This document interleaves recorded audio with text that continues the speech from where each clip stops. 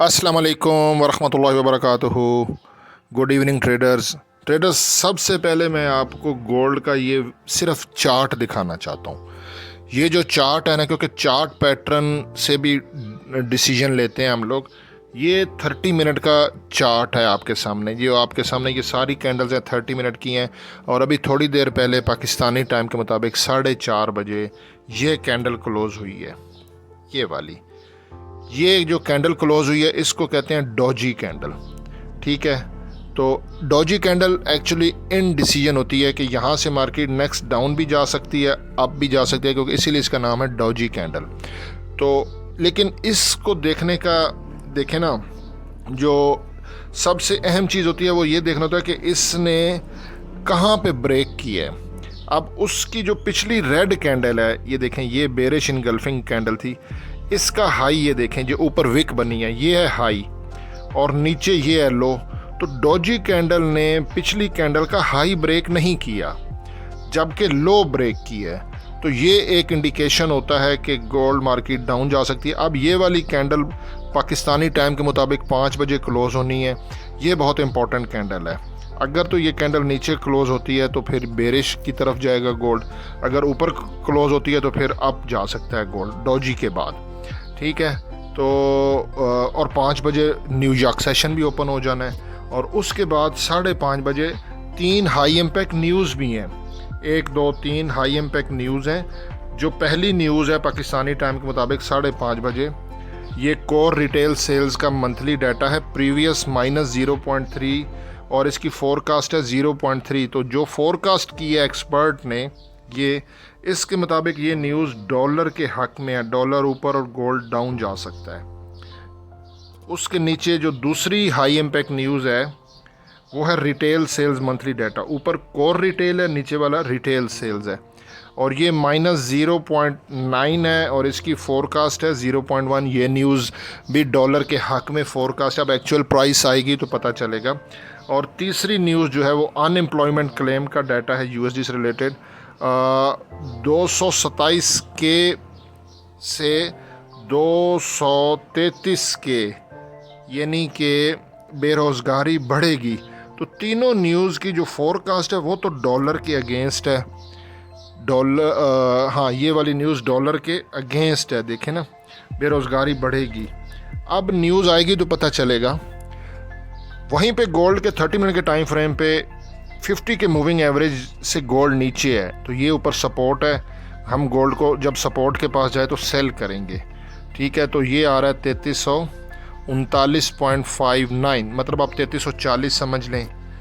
और वहीं पे गोल्ड 30 मिनट के टाइम फ्रेम पर RSI 38.82 पर है। सेलिंग प्रेशर में है, अभी ओवर सोल्ड नहीं हुआ। 30 का लेवल ओवर सोल्ड होता है, 30 से फिर नीचे। बोलिंजर बैंड को हम गोल्ड के 30 मिनट के टाइम फ्रेम पर कुछ प्राइसेस निकालेंगे। तो हम अगर सेल में, मुझे गोल्ड का फ़िलहाल प्रेशर लग रहा है, गोल्ड सेलिंग प्रेशर में, तो जो अपर बैंड है वहाँ से हम सेल करेंगे। और वो आ रहा है 3346। देखें ना, 50 का मूविंग एवरेज आ रहा था 3340 और ये 3340। तो 3340 से 3346 ये सेल का जोन है। ऊपर एक रेजिस्टेंस क्रिएट हो गई है और एक जोन बन गया है। वहीं पर सुपर ट्रेंड ने भी सेल का सिग्नल दिया है और सेल की प्राइस यहाँ पे 3340.23 बता रहा है सुपर ट्रेंड। और पैराबोलिक सार ने भी सेल का सिग्नल दिया है। पैराबोलिक सार 3331.75 पे उसने ऊपर रेजिस्टेंस बनाई है। ATR average true range trailing stop loss ने भी सेल का सिग्नल दिया है और ये ATR average true range trailing stop loss की प्राइस आ रही है 3343.38। तो ये ज़्यादा परफेक्ट जोन है। 3340 से 3345 से सेल किया जा सकता है। वहीं पे अगर हम कल 16 जुलाई को गोल्ड मार्केट देखते हैं तो 3324 ये ओपनिंग प्राइस थी, 3319.56 इसका लो था और गोल्ड ने 3377.15 हाई लगाया। अच्छा, अहम चीज़ इसमें यह है कि 3377 का हाई लगाने के बाद क्लोजिंग 3347 पे है, यानी कि 47 10 57 और 67 और 70 30 पॉइंट गोल्ड मार्केट की क्लोजिंग नीचे है।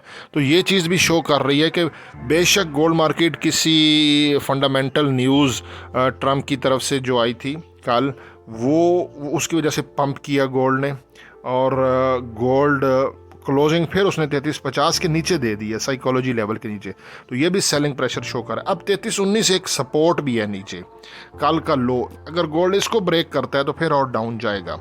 तो देखें ना, आज गोल्ड मार्केट 33.22 तक गया, कल का लो उसने ब्रेक नहीं किया, ऊपर 33.52 है, हाई तो बहुत ऊपर है 33.70। उससे पहले मैं आपको दिखाता हूँ। बहरहाल DXY 30 मिनट के टाइम फ्रेम पे इस वक्त सेल के जोन में है। ये चीज़ बहुत समझ से बाहर है कि DXY 30 मिनट के टाइम फ्रेम पे सेल के जोन में है, तो ये सेल के जोन से यहाँ से DXY डाउन आ सकता है न्यूज़ जब हाई एम पे आएंगे। अगर ये डाउन आया तो फिर गोल्ड ऊपर जाएगा, और गोल्ड 30 मिनट के टाइम फ्रेम में बिल्कुल बाय के जोन में है, लेकिन सारे इंडिकेटर सेल बता रहे हैं। 50 का मूविंग एवरेज, और शुरू में मैंने जो आपको 30 मिनट की कैंडल डॉजी बताई है, उसने लो भी ब्रेक की है, और कल का गोल्ड हाई 33.70 लगाने के बाद 33.50 के नीचे क्लोजिंग देना भी सेल की तरफ है। लेकिन यहाँ पे ये बाय का जोन है और DXY सेल के जोन में, तो हम जोन टू जोन चलेंगे। कंडीशन जो है ना वो बिल्कुल क्लियर नहीं हो रही है। तो ये DXY 30 मिनट के टाइम फ्रेम में जब यहाँ पे आए ना, अब यहाँ पे आप देखो तो ये मैंने जो प्राइस ली है, ये बेरिश इनगल्फिंग, इस ग्रीन और बेरिश इनगल्फिंग का दोनों का टॉप ले लें, और उसके बाद ये जो कैंडल बनी है इसको बोलते हैं shooting star candle. Shooting star candle के बाद पूरी रेड बॉडी ने इसने क्लोज किया, नीचे विक भी है।